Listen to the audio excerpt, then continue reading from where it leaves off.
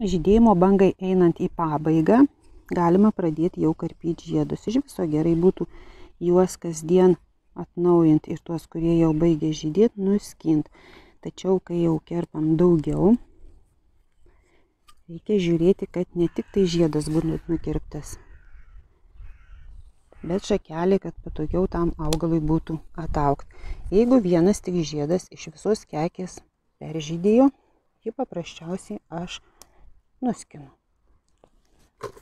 Jeigu peržydė jau visa žiedų kekė, aš žiūriu, kur yra patogiau nukirpti, kad tai rožiai būtų patogiau atauginti naujus stiebelius. Ir žiūriu, čia išsišakoja šakelė ir čia eina dar pumpurai, kurie žydės. Tai aš nukirpsiu šitą visą kekę, kuri peržydėjo su visais žiedeliais iki to išsišakojimo.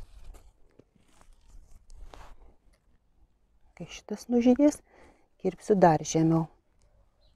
Ir liko dabar pumpurai. Čia dar žydi. Čia prie žemės irgi jau nužydėjo. Šito stiebelio nepaliksiu, čia auga naujas ūgliukas ir kirpsiu iki jo.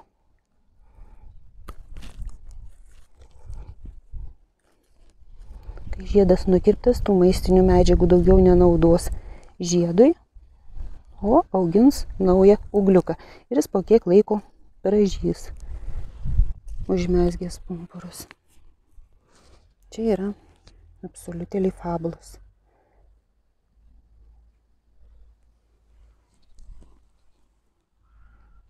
Naujas rožinėlis. Šį pavasarį sodintos visos. Aš manau, kad ateityje jos susiims visi žiedai į vieną. O kol kas tokie pavieniai dar žiedeliai. Va čia irgi. Vienas žiedas peržydėjau, 2 dar pumpurai yra. Tai aš tą žiedą nulaužiu tik tais. Palieku taip. Čia iš tos kekės irgi tik nulaužiu ir lauksiu, kada žydės šitie 4 pražy žiedai. Čia apatinė jau šakelė, žiedų daugiau nėra ir aš ją nukirpsiu iki šiek tiek, kad būtų sustorėjęs stiebelis ir lapas į krūmo išorę eitų, kad naujas ūglys augtų ne į krūmo vidų. Va taip. Šiek tiek stipresnis čia bus, negu kad tik patį žiedą nukirpus. Ir greičiau išlys iš šitos miegančios akutės naujas ūgliukas. Ir dar ko gero spės šiemet dar kartą žydėti. Taip, karpant rožes labai būtų idealu, kad įrankius dezinfekuotumėm po kiekvienos rožės. Dezinfektantų yra visokiausių. Tinka tie patys, kurie ir rankom dezinfekavimui. Ir po kiekvienos rožės galima prapurkšti, kad nepernešt jokių virusų kitam krūmui. Tai būtų labai idealu. Šita rožė pirkta vasaros pradžioj auganti vazone su šaknim. Pasodinta buvo 3 šakos žydinčios. Aš jas kaip peržydėjau nukirpau ties va čia.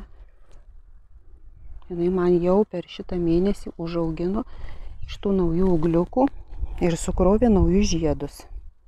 Visos šakos, visos 3 buvo pakirptos. Čia naujas ūgliukas. Ir va šita irgi čia kažkur tai buvo nukirpta, nauji ūgliukai jau užaugo.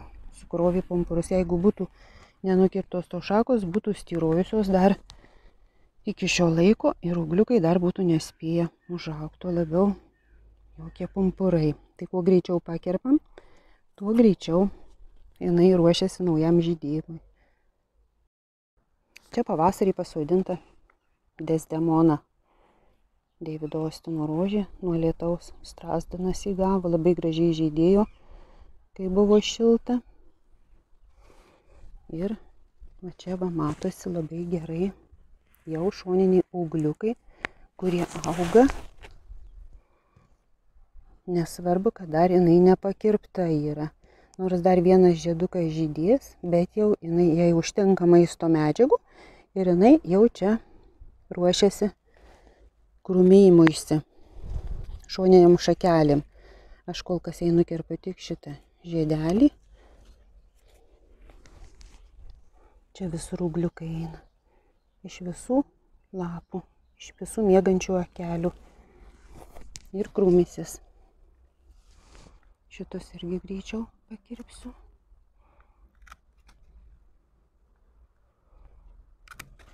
Kad neeikvotų maisto medžiagų. Netgi šiaip jau, jeigu negailėčiau, galima būtų geriau ir šitą netgi nukirpti ties va šitų išsišakojimų, kur jau pradeda augti pumpurėliai. Bet jeigu jau jie auga, maisto medžiagų užtenka, galbūt spės susikrūmyti iki rudens. Mano Desdemona. O čia parodysiu, kaip pakarpiau aklus ūgliukus. O čia tokios šakos buvo aklos, be viršūnių užaugusios. Aš juos patrumpinau viršūnės ir dabar iš šoniukų jau lenda nauji ūgliukai. Gavo trąšų, pasimaitino ir visur jau pradeda kelt pumpurėlius.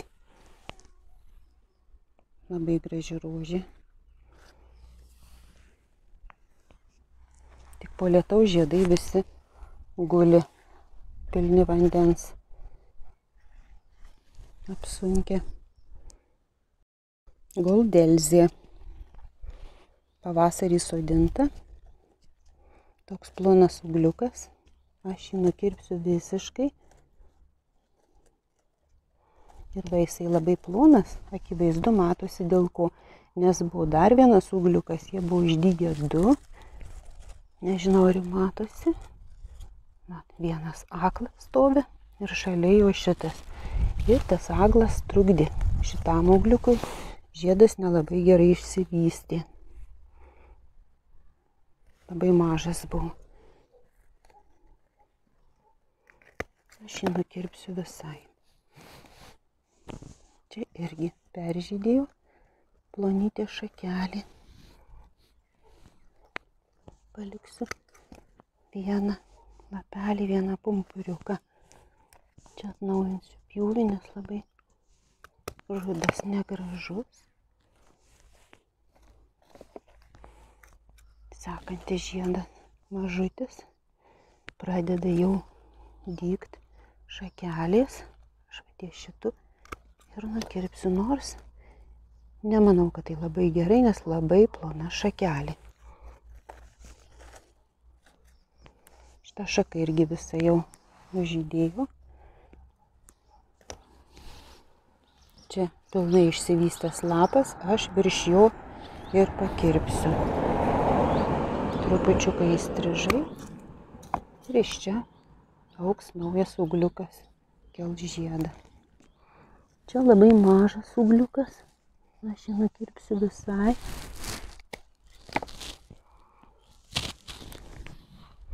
Šitas trupučiukas storesnis, kirpsiu iki šito išorinio pumpuriuko.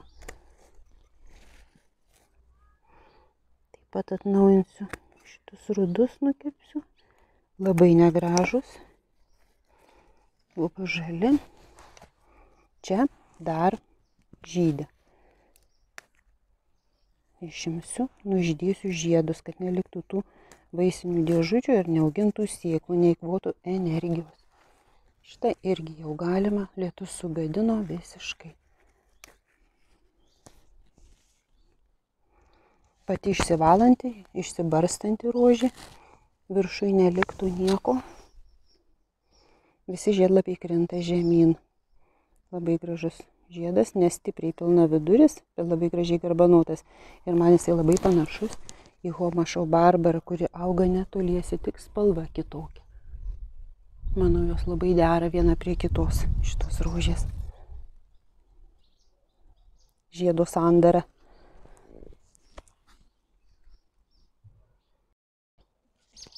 Henry Delbaras. Labai gražus dideli žiedai buvo, bet jau nužydėjo.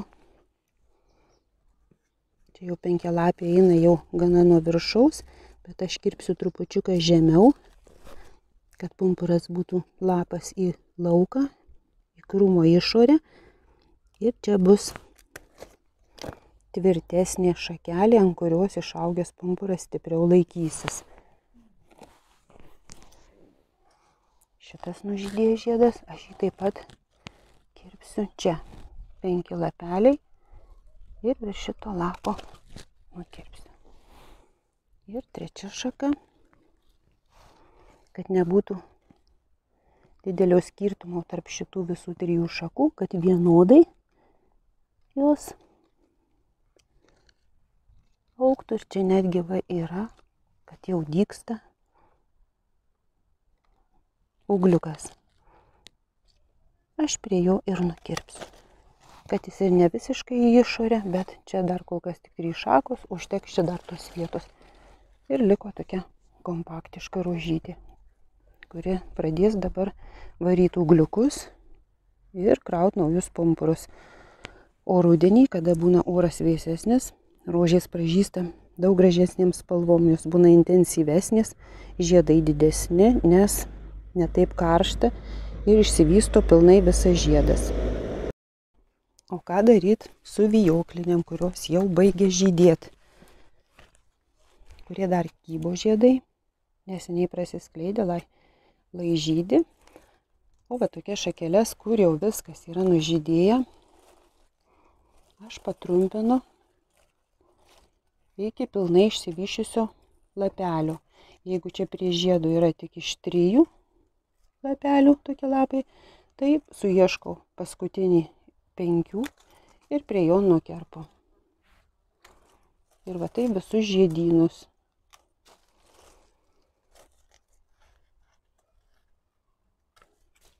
Darbo nemažai, bet jinai tvarkingiau atrodo. Galbūt net ne prie pirmo 5 lapų, galima toliau, kur trupučiuką šakutį storesnė.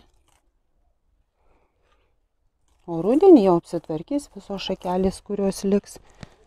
Čia auga nauji ūgliai, kurie kitais metais žydės. Juos rudenį dengsiu, lenksiu prie žemės, uždengsiu viską. Ir taip iš žiemos, o kitais metais pavasarį kelsiu vėl kažkur ant sienos aukščiau.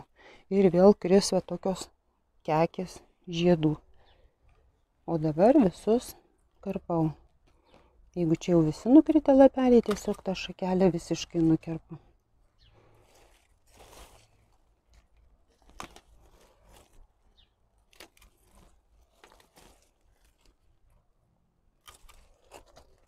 Rožiai lengviau, tada galima geriau ir nupurkšti nuo ligų, skoro, nuo voratinklinės erkutės, mavrikų, juo pakartojant po 5 dienų, kad jau naujai išsiritusios susinaikintų. Ir mavriką reikia naudoti ne 5 ml ant 10 litrų kibiro vandens, o pilti į 8 litrus vandens, tą pačią dozę. Man atrodo 5 ml. Reikia sekti ant dėžutės, kas yra parašyta, kokia koncentracija, tik tais ją pastiprinant, jeigu norima susidoroti su voratinklinė erke.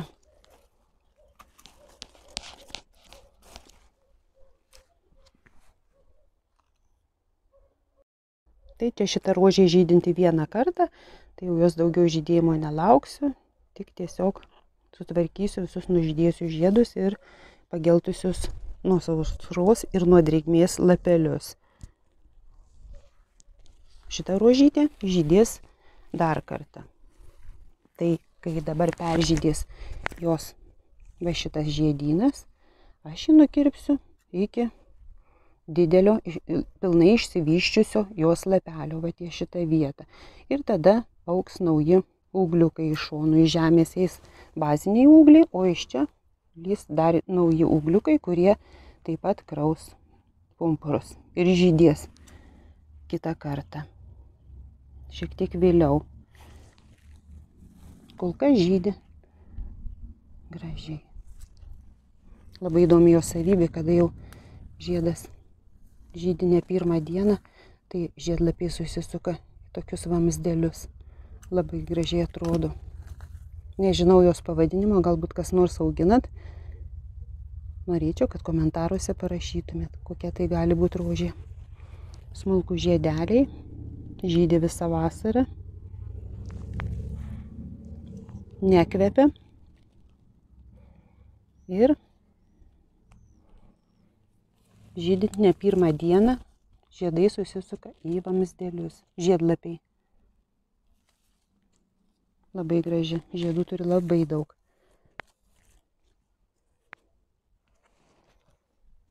Čia sirgo chlorozė, bet jau dabar nauji lapeliai auga žali po geležies ir magnio palaistymo. Atsigavo. Keltoro. Labai gražiai žydi, standūs žiedai. Buvo pilni vandens, iškračiau, išpyliau vandenį. Kekės netgi, labai stipriai stovi, vėjas nelanksto, nereikia jokių parišimų, stati graži. Žiedai peržydėjo šiemet tik nuo lietaus, taip supuvo, šiaip tai būdavo stovi ir va taip va, išvėsėjęs žiedas, jisai taip ir stovi užsimumifikavęs. Šį kartą pūsta žiedai. Net sunkiai nusilaužė. Pakirpsiu iki trupučiuką šakelį sustorėjimo ir lauksiu naujų ūgliukų. Tai šį kartą tiek. Kas neaišku, rašykit komentaruose, klauskit. Sėkmės!